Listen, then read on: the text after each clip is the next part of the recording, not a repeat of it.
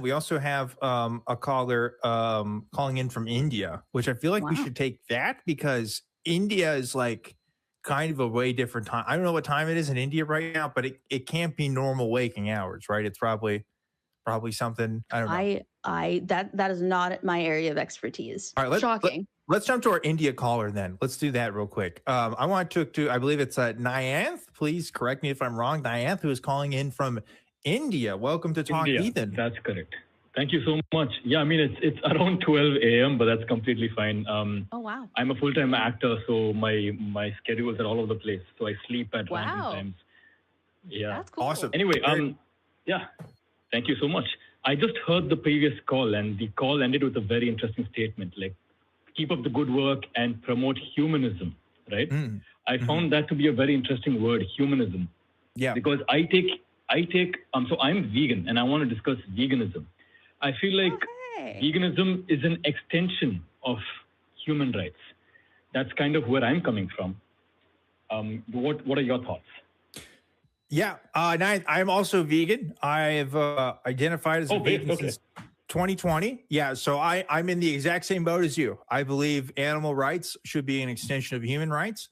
That's why I've graduated from the term secular humanist, and I prefer the term sentientist because I believe that it's not just human rights that should be considered, but also the rights of any conscious being that has a capacity for suffering. So I'm in the same boat as you, my friend. Oh, that's awesome. I wasn't aware of that. I'm the only active vegan at the ACA, I believe. So you called in at a good time because there's half a dozen of us at least that host this thing every Sunday, and I'm the only one that's vegan. And you know what? I try to convince other people of the same points, right? But I do my best every day with it. But there you go. Now, Sydney, what's your excuse? Huh? Well, I was actually vegan for years. Yeah, that's right. I forgot about that. Yeah, I was vegan for a long time. I legitimately don't remember why I stopped being vegan. There was a while in my house with my now husband where we realized we had gone months without eating any meat products. We still had dairy. I think dairy is maybe one of the reasons why I segued out of veganism. But to date, we really don't eat a lot of meat products. We don't eat a lot of steak, a lot of red meat, a lot of chicken. It's not a common thing. We eat a lot of plant proteins without even intending to, honestly. That just happens to be. You eat a lot of avocado toast, you eat a lot of different things, and the next thing you know, it's gone 6 weeks without actually eating red meat of any kind. And I think that it's actually good for the environment. I think it is shown time and time again that financially it's a lot cheaper to eat plant-based proteins. Even if you switch to, I think freegan is the term where you're vegan the majority of the time, but once every blue moon or whatever, you break that to eat meat or cheese. We have seen that there's a positive impact on not only your body, things like blood pressure, things like that, but also socially, environmentally, financially, economically. There are arguments to be made that veganism is actually a good habit to try and work into your life on an occasion, in general. So I'm all for it. I just think I forgot about it. I think I might accidentally be a freegan and not even mean to be. There you go. Right. There you go. Niyanth, your thoughts? Yeah, I feel like I think there's a lot of misconception for starters based on what people think veganism is. I want to clear that out of the way, right? So veganism, according to me, the way I define veganism, it is an applied ethical position. So we have some core values like as objectively Dan said, I'm sorry if I'm objectively Dan, like objectively Dan said, sentience. Like if sentience is a core value people have, when we apply those values, so that's an applied ethical framework, right? So veganism, according to me, is an ethical position that advocates for the equal trade adjusted application of human rights to non-human sentient beings. So basically, if let's say there's a non-human animal and there's a human animal, they both have characteristics that are similar to each other and that are not similar to each other. Now, if I were to make these unsimilar traits one by one, if I were to make them similar, at some point we'll arrive at this being who isn't human, but but is also animal, but is somewhat human, like maybe like a Neanderthal or human adjacent sentient being, Right. or maybe with the intelligence level of an animal of sorts. Like the way, so veganism to me is the way I will treat that sentient being is the way I will treat animals. The way I will treat human beings is the way I will treat animals. So that's the way I define veganism. Yeah. I feel like I also feel like most people aren't aware. I mean, I'm pretty glad. I think I'm speaking with people who are quite aware of what veganism is. But for example, in the chat, like I can see people saying dairy doesn't kill. And I feel like that's such a misconception. People don't really know what happens in the dairy industry. Like, for example, you know, the cows have to be forcibly impregnated to even start making milk because she's a mammal like humans, right? And then her babies, if the male calf is born, a male calf don't make milk, so they're sent to slaughter. Female calves are separated. And if I were to go to a random human and if I were to forcibly impregnate her without her consent, I would call it sexual assault. I don't know what you guys would call it, but I would call it sexual assault. Absolutely. Absolutely. So I feel like the animal agriculture industry thrives on sexually exploiting the reproductive systems of female non-human animals. And I feel like because we have this sort of the symmetry breaker that humans, we cannot do such thing to humans, but it's okay to do to animals. This notion, this thinking that we have is what I'm challenging. Like what, for example, Sydney Davis, you said that you aren't vegan. Like what do you think, according to you, would be the morally relevant difference between humans and animals that justifies farming animals but not farming humans for whatever reason? Food, clothing, cosmetics, horse riding, whatnot, right? Yeah, no, there is no justification. No, you're absolutely right. There's no justification. I think a lot of people who don't partake in this, you know, whether it's vegetarian, whether it's vegan, it's a convenience thing. One day you run out of almond milk and all you have is half and half, and then you use half and half, and then you're using half and half every day, and then the next thing you know, you've put dairy back in your life. Yeah, no, absolutely. I think you're right on the nose with that. Yeah. Yeah, but sorry, go ahead objectively. No, go ahead. What do I call you? I'm sorry. Can I just call you Dan? Yeah, you can just call me Dan. Go ahead. Okay. Yeah, I'm saying, for example, like we will not use convenience as an excuse when it comes to if, let's say, we were farming humans. We would be like, I don't care about your convenience. I think that we should stop farming humans. That's just an objectively wrong thing to do, in my opinion. So why is it that we are okay with saying convenience when it comes to animals, but not with humans? That's a great question. I think you're absolutely right. I think the question that you're posing is something that is a very important question, and that a lot of people should kind of take a step back and think about. Absolutely. I think you're, again, right on the nose. Yeah. Niyanth, you know, like, so, you know, in the US, we are one of, if not, I think the most subsidized meat industries, right, in the world, right? And so, like, we were talking about propaganda here in the US.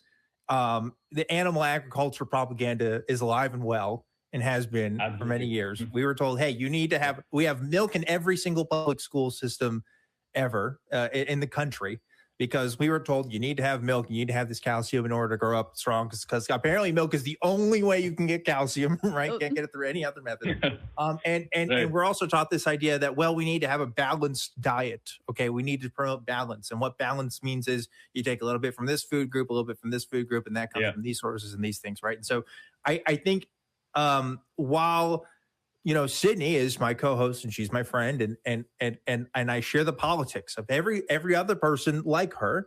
I think the animal rights thing is a thing that a lot of lefty people like us, or at least I don't know your politics. I don't know what else you believe, but I'm definitely left for sure. Yeah, sure. But I find that it's still a growing thing that I'm trying to convince other lefty people that, hey, like, this is an area that has been neglected, severely so, and it needs to be talked about more. And why is it so hard? Because it involves one of the biggest changes you have to make, maybe more so than any other leftist position, because you have to change daily habits with this, right? And daily purchasing decisions. And it's got to be awkward when you go out with friends and say, hey, you're trying this thing. And it's a huge impact on people's lives here.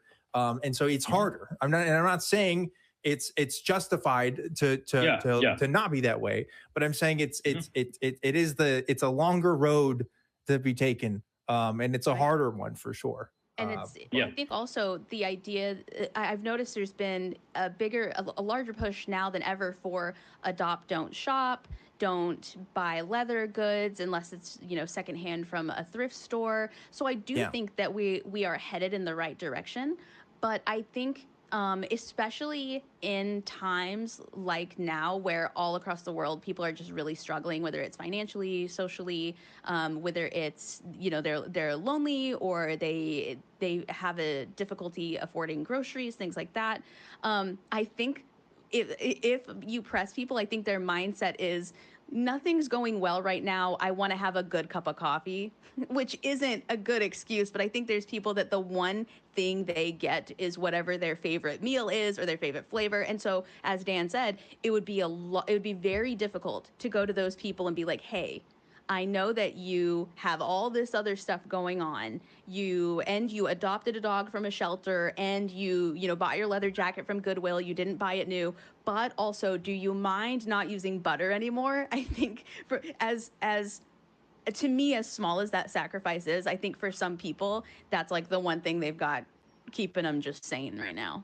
Yeah. Again, not an excuse. I think if people were totally honest about it, that might be part of why they aren't a vegan, even though they hear what you're saying, they agree with what you're saying, they know that you're speaking facts, they've seen the videos of these, cow farms and pig farms and slaughterhouses and things like that. We drove by a farm in Texas that was so overladen with cow poop that we smelled it like a mile before we got there and a mile afterward.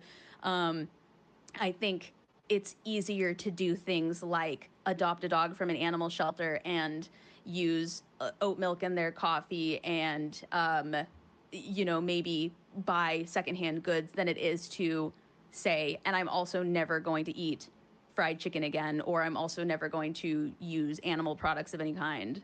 Yep. I don't know. It's an interesting conversation. Mm-hmm. Yeah, I mean, whatever we just spoke for the last couple of minutes, I understand that both of you said it is not a justification, and I agree it's not.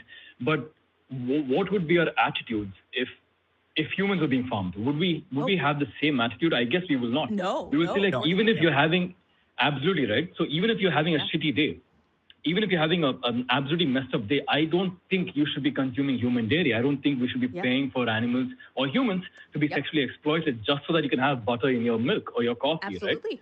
Right? So, you're 100% so I feel like, so that's the kind of standard I want to challenge. I'm trying to understand what is the symmetry breaker that justifies this kind of line of thought. For example, some people say that.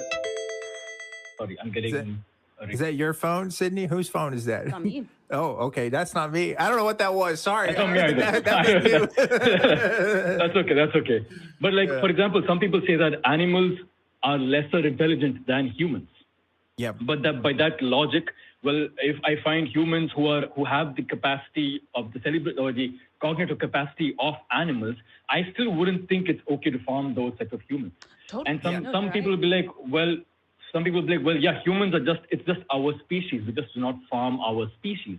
By that metric, well, I wouldn't farm Neanderthals. I wouldn't farm hypothetical alien species like Superman or, Goku, Gohan, the Vegetas, like your anime superheroes. I wouldn't farm them even though they're not human.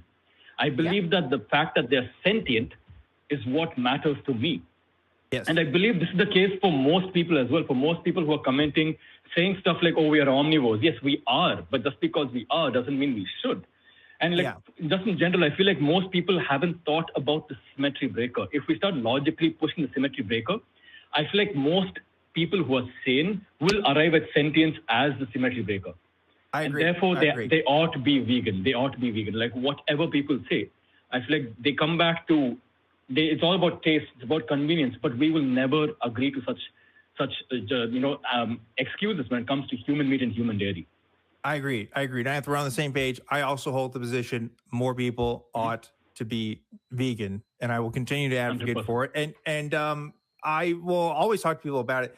Our backup host, Niyanth, his name is Flabbergasted, and he's been typing to us since this conversation has started. Okay, because he pushes back on our position, and he wants to jump in now. He wants to talk to you. Would you like to talk to him for just a few minutes? Oh, yeah, for sure. Yeah.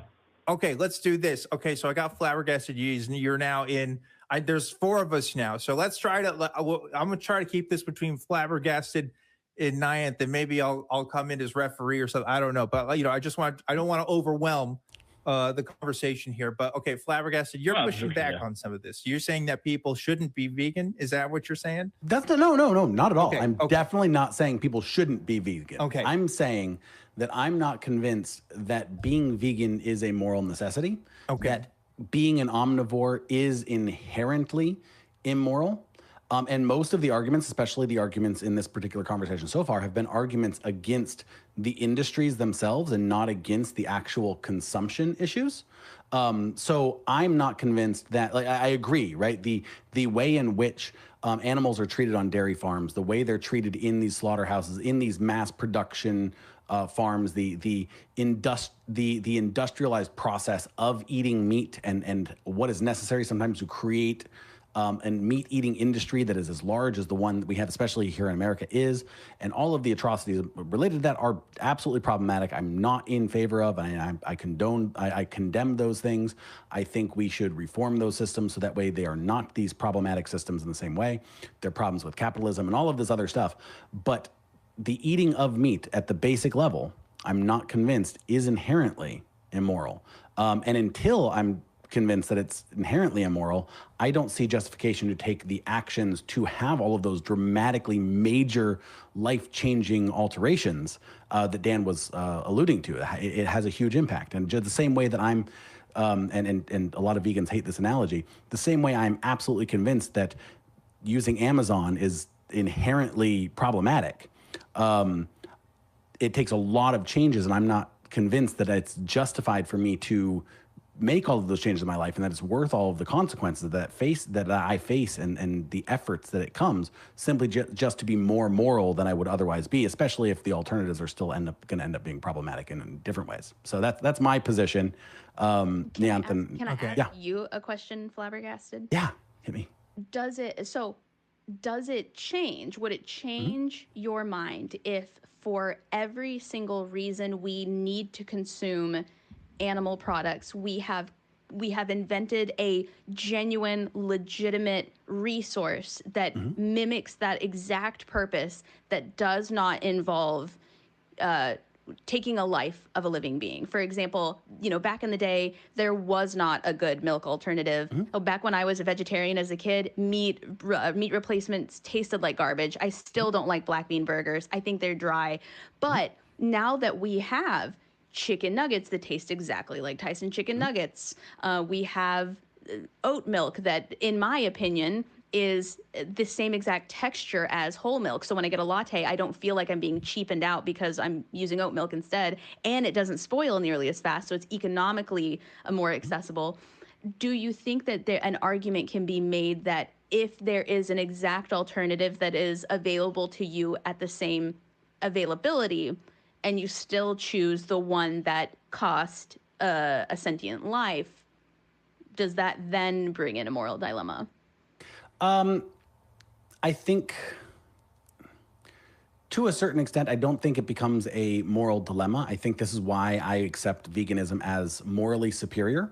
I do think that if you are avoiding these sometimes unnecessary harms to things that don't necessarily need to be harmed, that is better, right? I don't think that causing harm to any living thing is inherently immoral. And I think we end up drawing arbitrary lines about what we say we are allowed to harm and we aren't allowed to harm. And I find that those lines tend to be arbitrary. Yep. Someone is drawing a line saying, I'm going to draw the line here. I draw the line at humanity. And other people are saying, I'm drawing the line at sentience. I find that line to be kind of a difficult line to justify in a lot of ways, because that line is poorly defined. It's like, I think I said in the chat that it's like when we used to define humans as tool makers, and then we find out other animals make tools, then we have to redefine what it means to be human. We end up doing that a lot with sentience. And so we're justifying harms in this way and then that way. And we're doing it based off the lines we draw. So I draw the line at humanity. I think I can justify that line pretty well. And I Yeah. So that's my position. I have a million thoughts, but you know what? We have a caller here, and our caller should be the one responding. Right. So I want to get Niyanth on this. I also think it's hilarious, Yeah. Sydney, that you talk about the substitute stuff, because we have Niyanth, who is in India, one of the longest, like a country with one of the longest traditions of veganism ever, that hasn't had any need for the substitute stuff today, that people are like, oh, well, we need a substitute for all this stuff. It's like, yeah, you kind of don't, though. Like, there's lots of people that have been fine without it. Right. Anyway, Niyanth, what I want your take on this. You go ahead and join us, please. Hit me, friend. Hit me. Yeah. Let's go. No, absolutely. Yeah, for starters, I'm actually in agreement with you. I don't think the consumption of meat is inherently unethical, and I also don't think veganism is about not consuming meat or flesh. I think veganism is an animal rights movement that goes beyond diet. It's not just about practicing diet. It's also about your cosmetics, your clothing, just the whole vision of how you view animals as commodities. We're removing that aspect from people's, worldviews. For example, roadkill or lab-grown meat, those are flesh, which I don't personally see an issue with consuming. If a human died in roadkills, like I don't personally think it's unethical to consume a human after they died of natural causes, or if they died because of an accident. Same thing with animals. As I said, I apply veganism, the way I apply it is I would treat an animal the way I would treat a trait equalized human. So by that metric, I don't think consuming meat is inherently unethical, but also I feel like sentience, as you said, it's an arbitrary line. But the way I arrive at this line is by I've tested my consistency. For example, what I did was I thought of this person who has a cancerous tumor in their body. When they had the tumor inside of their body, I felt like oppressing them or harming them or farming them would be wrong, would be unpermissible on my view. But let's say that tumor was operated and the tumor was kept outside on the operation table, then I felt like that tumor, if you were to farm that tumor, I had no issue with it. I think it was permissible to do so.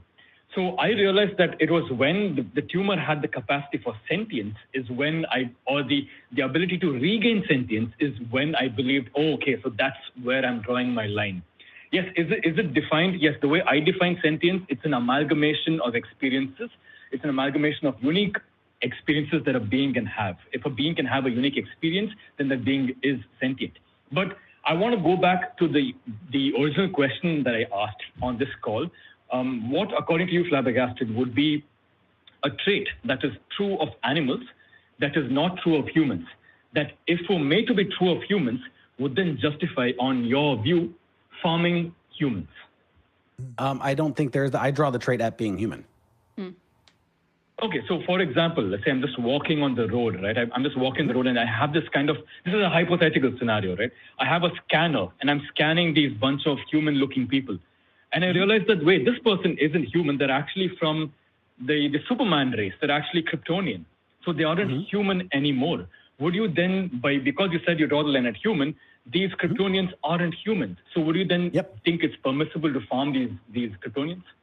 I mean, yeah, if the world operated in a way that the world doesn't operate, then I might have to reconsider how I draw these lines, right?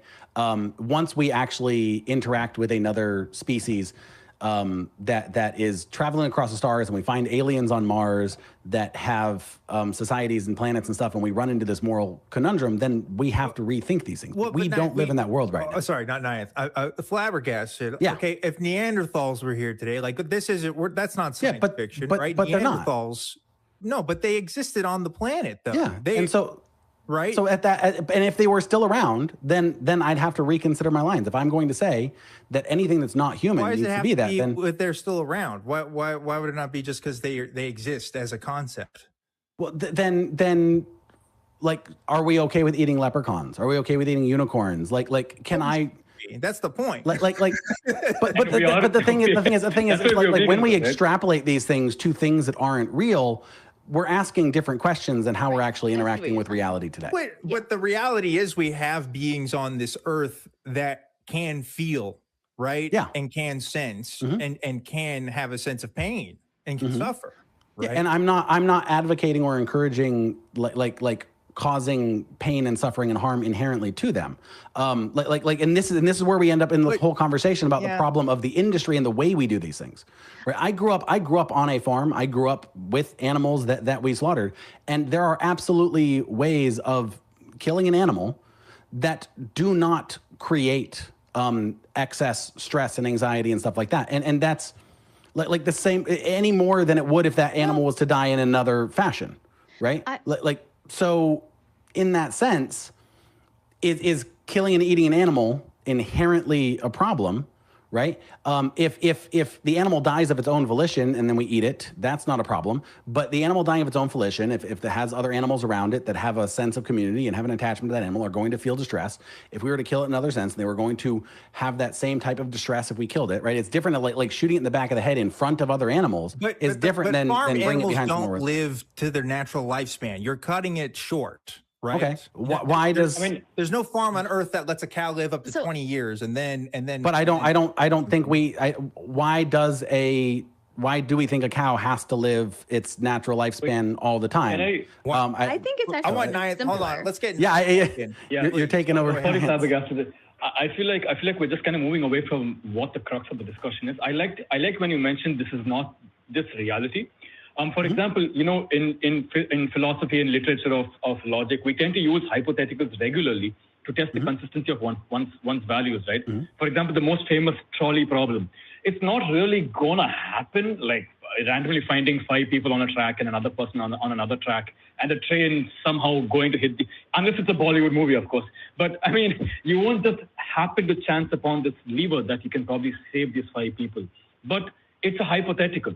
And when we come to reality, right, things like when I say assume such a thing exists, that thing already exists in the sense of the reality of that dimension. For example, I'm sure you watch Marvel movies, I'm sure you watch DC movies, or I'm sure you watch some form of science fiction movies. And when you're watching these movies, you always feel like a sense of, okay, what the antagonist is doing there is wrong. That means even though it doesn't exist in this reality, you're still able to form a perception of what is right and wrong in that reality based on the values you have today in this reality.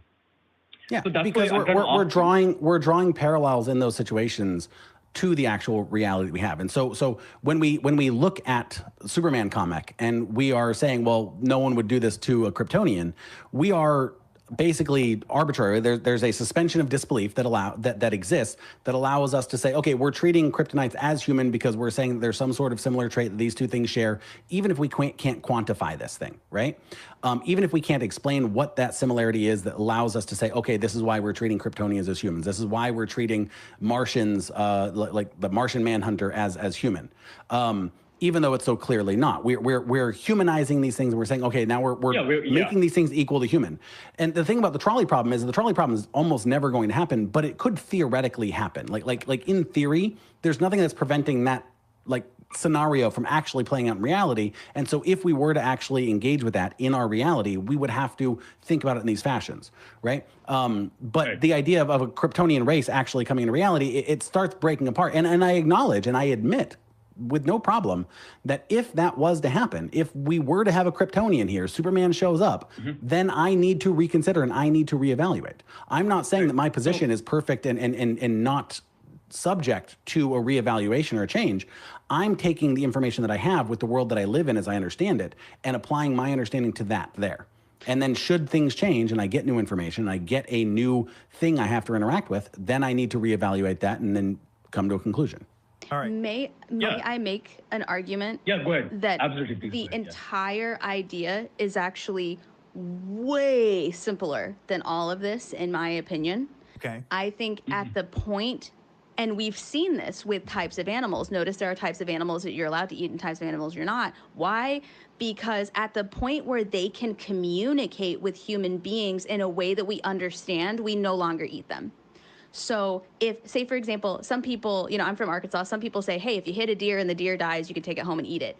If you hit a deer and it's laying on the road going, oh, God, my leg, somebody, God, help. Do you think they're going to take that deer home if he's saying, like, I have a family, I've got kids, call my wife? You're not going to eat that deer. Yeah, unless you're Ted Bundy or somebody. But right. Those are, and that's a cultural distinction, too, because you're saying that about animals that doesn't apply universally. That's what I'm saying. Yeah, like in the United States, you go to jail if you eat your neighbor's cat, or if you eat your cat. You go to jail if you eat a dog. You go to jail if you harm somebody's horse.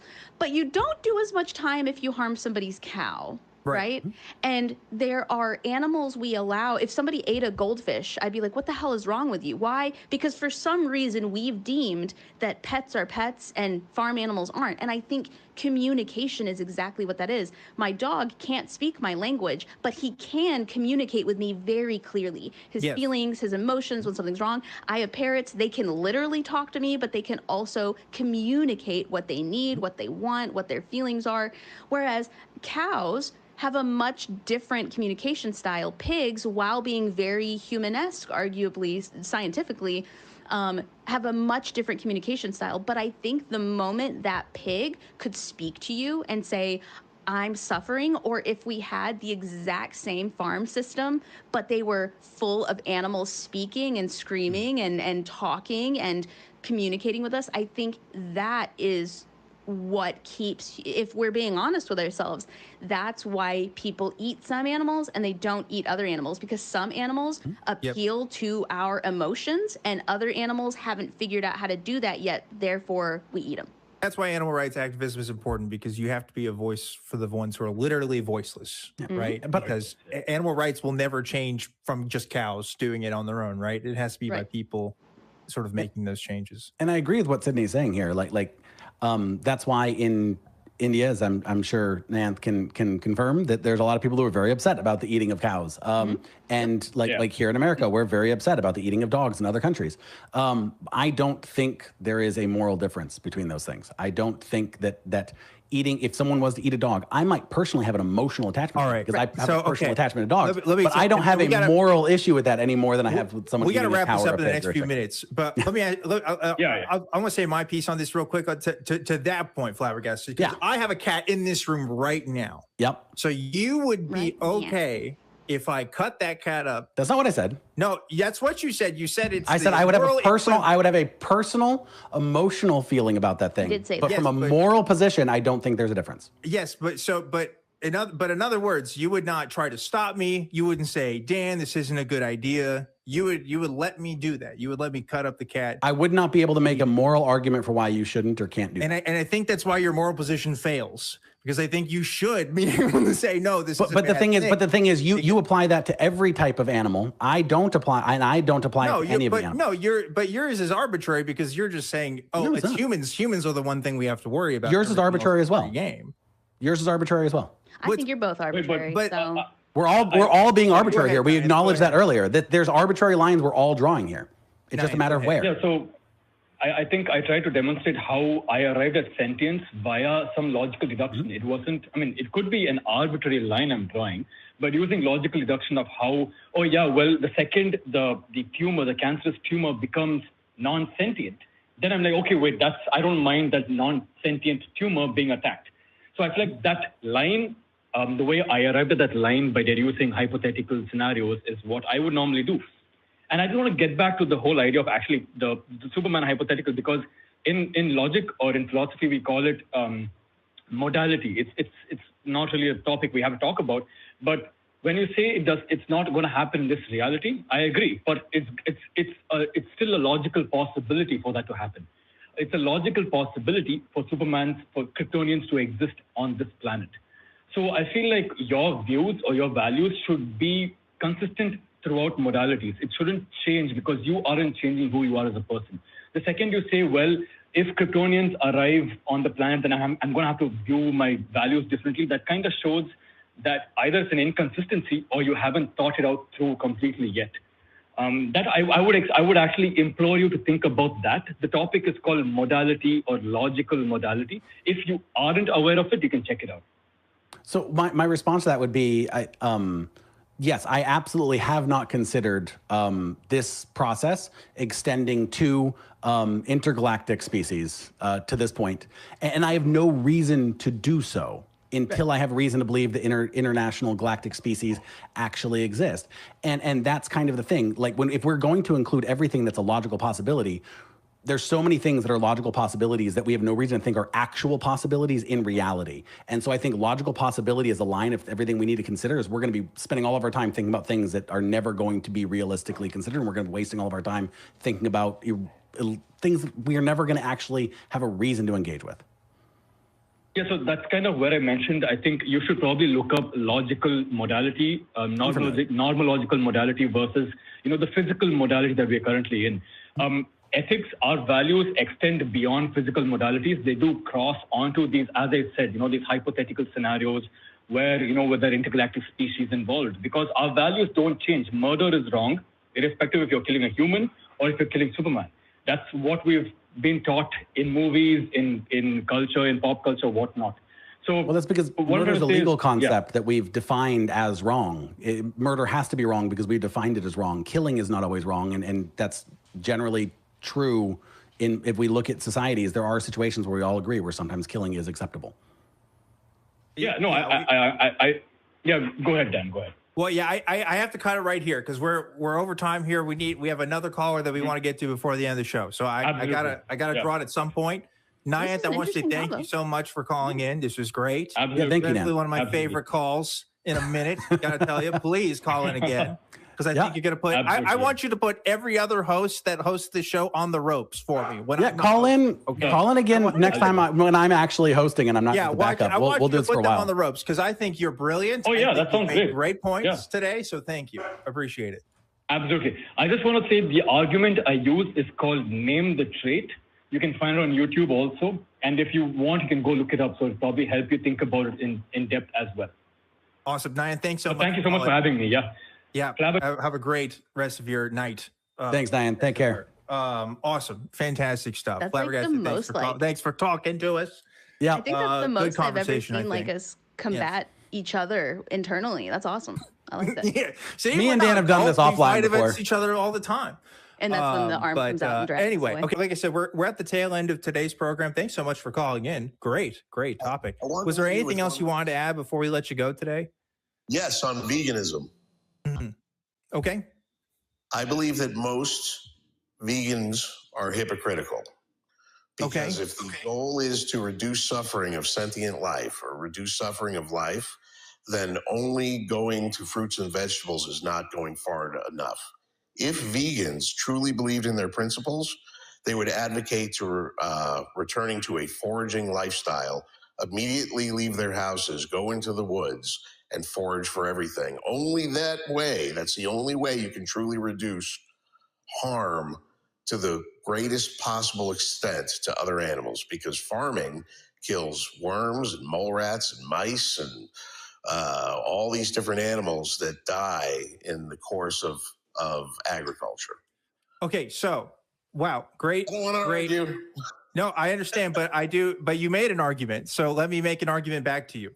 Is your position correct in that is the greatest way to reduce suffering? Yes. But what is veganism? Veganism is to reduce the exploitation of animals as much as is practical and as is possible. So you're right. In farming techniques and practices, farming does reduce the ecological habitats of animals that exist on Earth that use that land for other purposes, right? So it does take that stuff up. But, well, let me finish here. Guess what happens with farmed animals, right? Farmed animals, they need to eat as well, right? They have to eat their own food. In fact, most crops that are grown on Earth right now in this moment are not for human consumption. It is for animal consumption, farmed animal consumption. So we would actually have less farms on Earth right now if everyone was vegan. It's a crazy concept because you think, wait a minute, if everybody's eating plants, wouldn't we need more farms? No, because in order for a cow to get big enough to even be able for slaughter, they have to go through so much material to get there that we're actually offsetting that by if everyone went on a plant-based diet. So would it be better if everybody was foragers? Sure. Yeah. But it would also be better if everybody went towards farm produce rather than farmed animals. And that's my case. I want to make word practical. You said that word practical, and that's a matter of personal judgment. What's practical to you is to go straight to just agriculturally farmed stuff.